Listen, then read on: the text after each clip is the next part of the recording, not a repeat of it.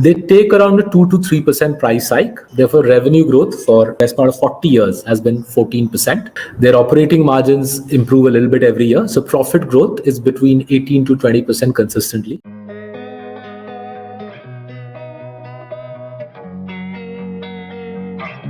A lot of people get lost in what is this year's GDP growth or last year's GDP growth, and they fail to see the scale of the opportunity. Just to take that Asian Paints analogy and carry it further.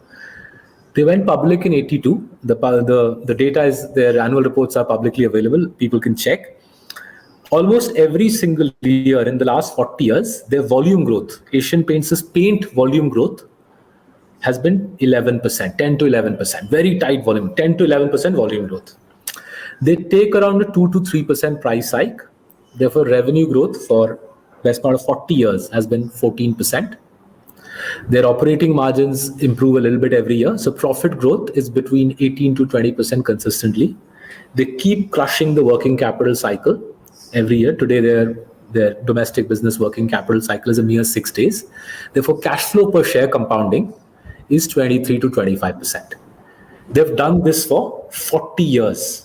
In 1982, they were doing it. In 2022, they'll be doing it. And in that process, they've created 2,000 times shareholder return. Every 3.5 years, they double their PAT. Every 3.5 years, they double their PAT.